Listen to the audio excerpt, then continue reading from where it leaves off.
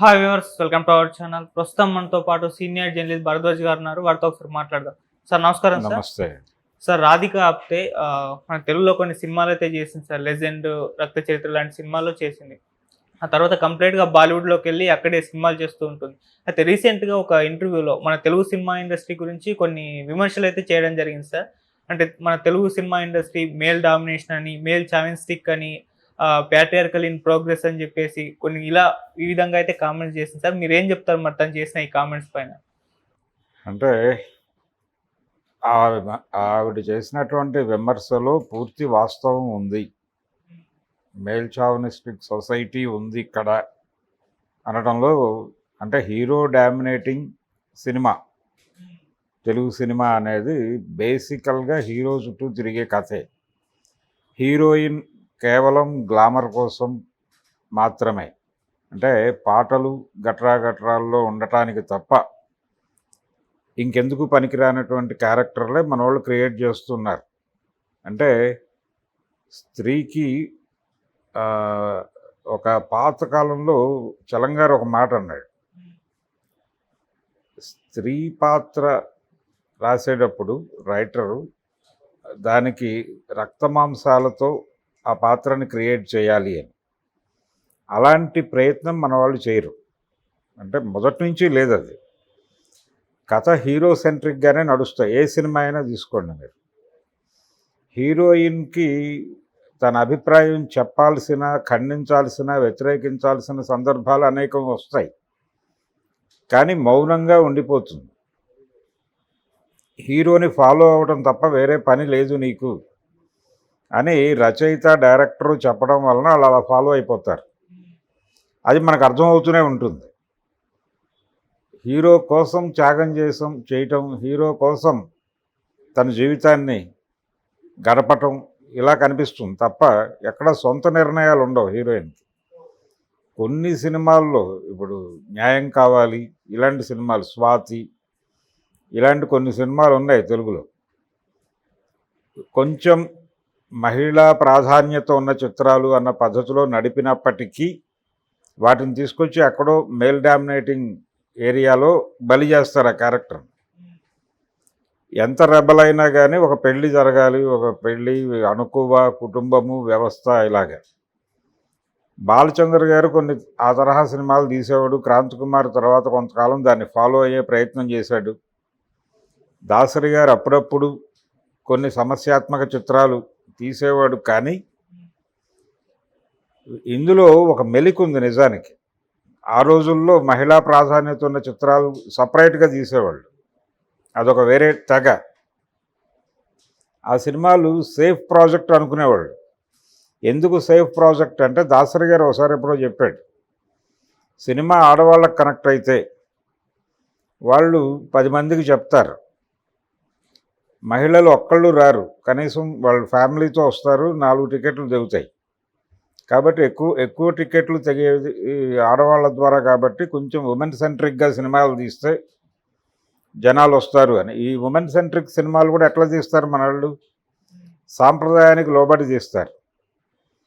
ఆ సాంప్రదాయానికి లోబడి తీయటము, కన్నీరు పెట్టించటము, ఏడిపించటం, తద్వారా సెంటిమెంట్ రైజ్ చేయటం, దీని నుంచి ఒక సెక్షన్ ఆఫ్ ఉమెన్ని అట్రాక్ట్ చేస్తున్నాం. పవిత్రత గురించి, పతివ్రత ధర్మాల గురించి చెప్పే ప్రయత్నం జరిగేది. కానీ ఇప్పుడు మోడర్న్ సొసైటీలో మహిళలు ఏమిటి, అది చెప్పే ప్రయత్నం ఎవరైనా చేస్తున్నారా?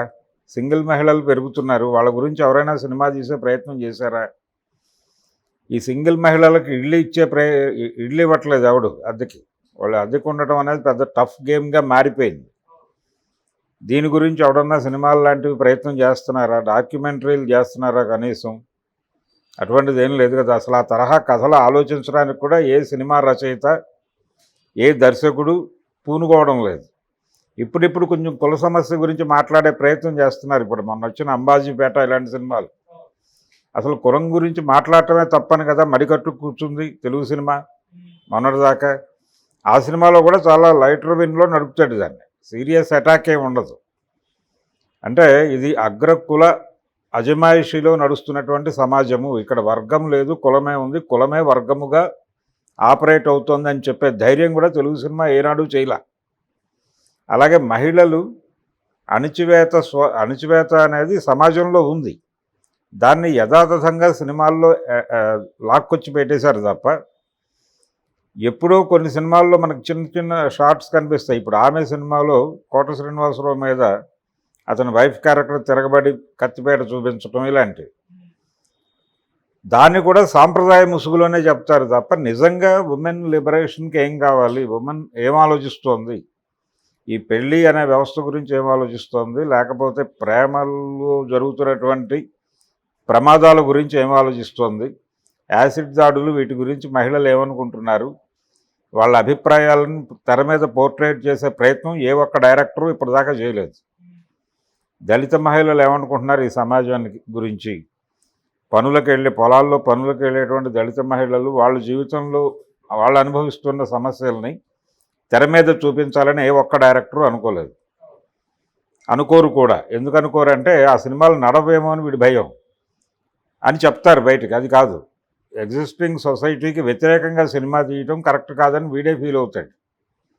అంటే కొత్తగా ఆలోచించాలి కదా బుర్ర. బ్రేకప్స్ జరుగుతున్నాయి ప్రపంచంలో, బ్రేకప్స్ మీద ఎవరైనా సినిమా తీసాడు ఇప్పటిదాకా ప్రాపర్గా?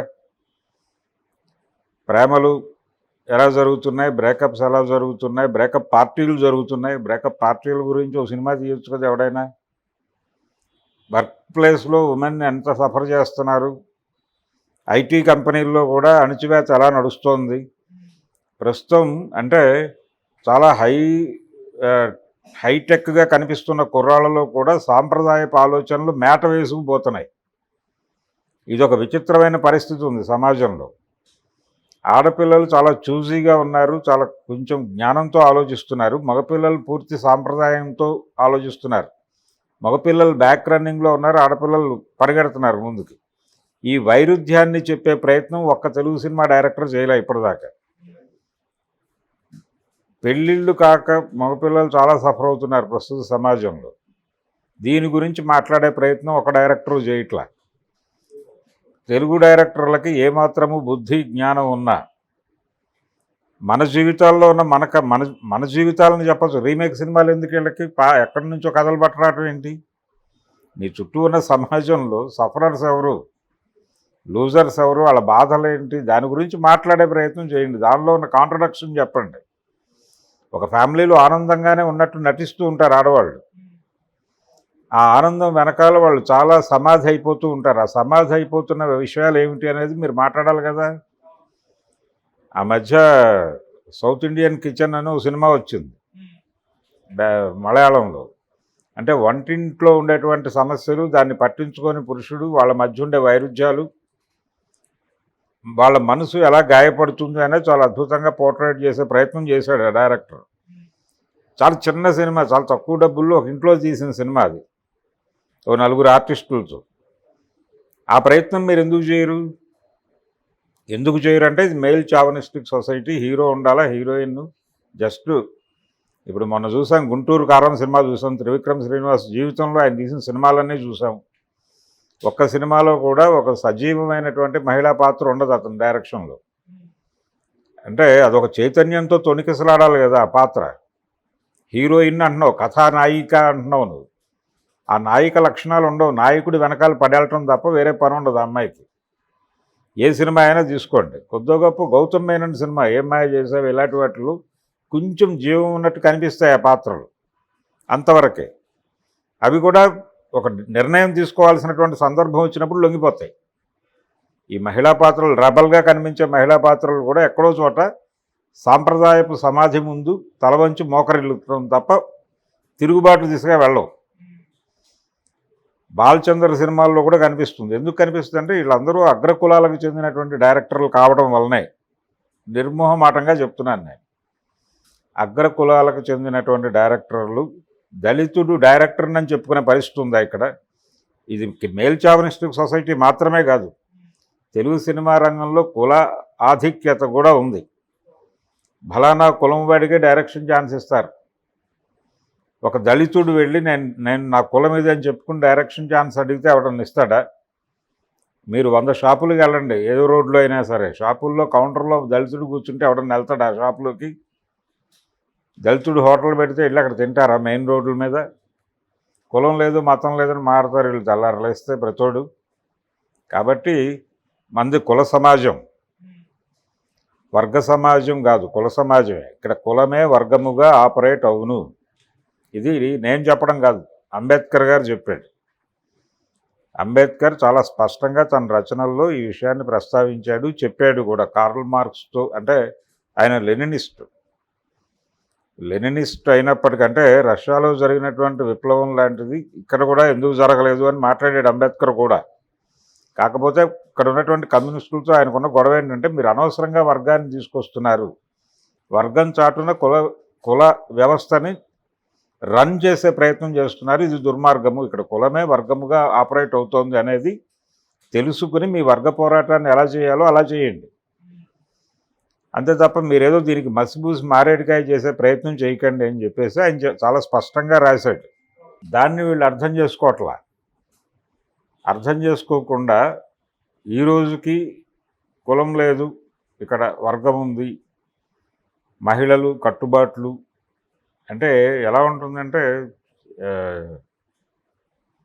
మీరు ఏ డైరెక్టర్నైనా తీసుకోండి, త్రివిక్రమ్ కావచ్చు, పూరి జగన్నాథ్ కావచ్చు, ఈవెన్ రామ్ గోపాల్ వర్మ కావచ్చు. వర్మ గారి సినిమాల్లో కూడా హీరోయిన్ హీరోకి కట్టు బానిసలాగానే ఉంటుంది. కొంచెం వ్యక్తిత్వం ఉన్నట్టుగా నటిస్తారు అంతే, పూర్తి స్థాయి వ్యక్తిత్వంతో వాళ్ళు కనిపించరు. నిజంగానే సమాజంలో కూడా అలా లేదు. సమాజంలో కూడా వ్యక్తిత్వంతో కనిపించే అమ్మాయిల్ని కుళ్ళబొడి చంపేస్తారు ఏదో పద్ధతిలో. దీన్నైనా చెప్పాలిగా కనీసం, నువ్వు అభూత కల్పన చేయక్కర్లా. సమాజంలో లేని చైతన్యాన్ని నీ సినిమాలో చూపించమని అడగటం లేదు, కానీ ఉన్న వ్యవస్థలో ఉన్న దుర్మార్గాన్నైనా నువ్వు నీ సినిమాలో చెప్పగలగాలిగా.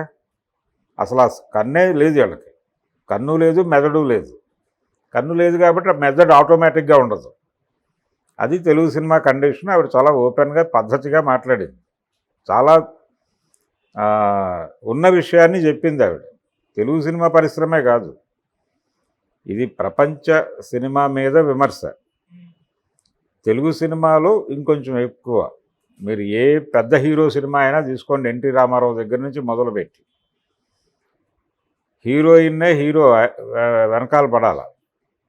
హీరో గారు ప్రపోజ్ చేయడు, హీరోయిన్నే ప్రపోజ్ చేస్తుంది. 60 ఏళ్ల హీరో, 16 ఏళ్ల హీరోయిన్, రామారావు శ్రీదేవి అనుకుంటే శ్రీదేవి గారే రామారావు గారిని ప్రేమించాలి.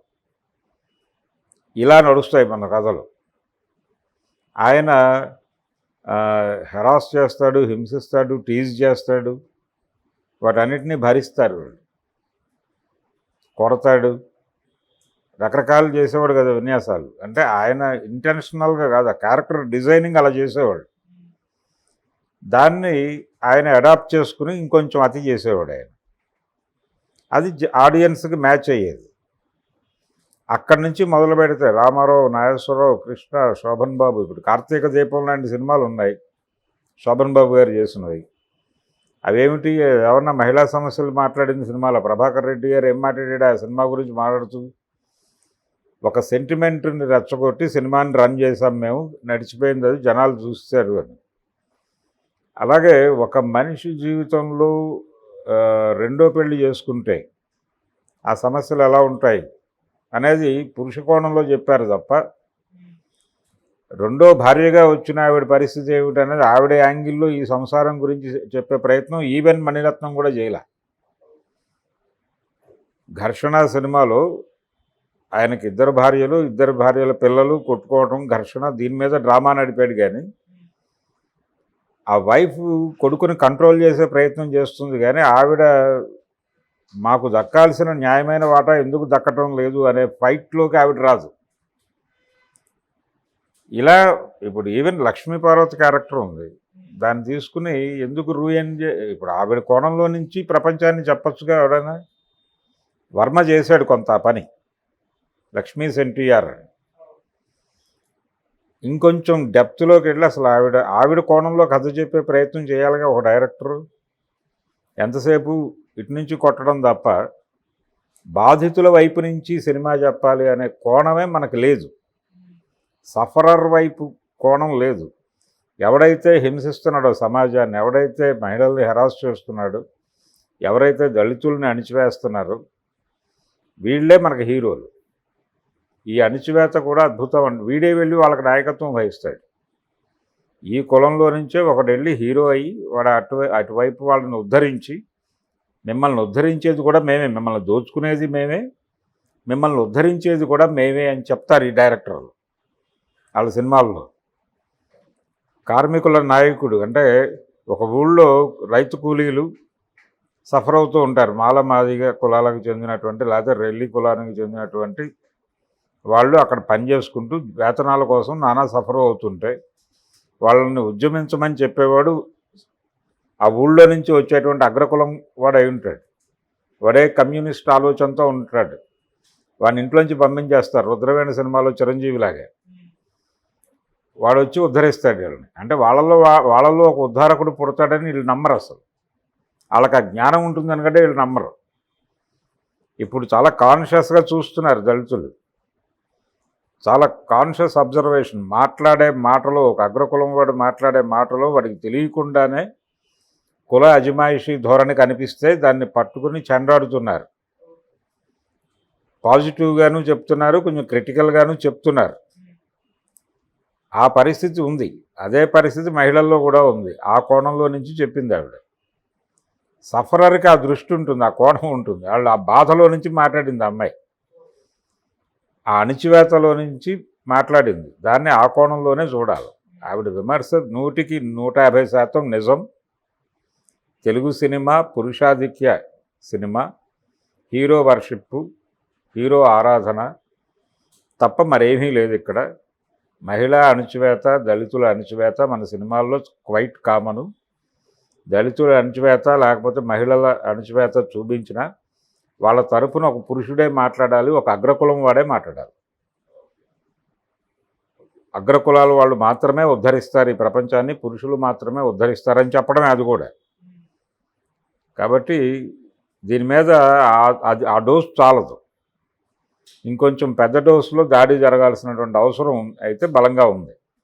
ఇప్పుడు ఆవిడ మీద ఎవరన్నా విమర్శిస్తే వాళ్ళ తోలు తీయాల్సిన అవసరం కూడా ఉంది. రాధికా ఆప్టే అంటే ఆవిడ మహారాష్ట్ర స్టేజ్ నుంచి వచ్చింది. రంగస్థల నటిగా మొదలై సినిమా నటిగా వచ్చినటువంటి ఆర్టిస్ట్ ఆవిడ ఈ ప్రయాణంలో ఆవిడ చాలా చూసుంటుంది కదా, రకరకాల అనుభవాలు ఉండుంటాయి కదా. ఈ అనుభవాల నుంచి మాట్లాడింది ఆవిడ. ఈ అనుభవాల నుంచి మాట్లాడింది అనే విషయాన్ని గమనంలో ఉంచుకోవాలి.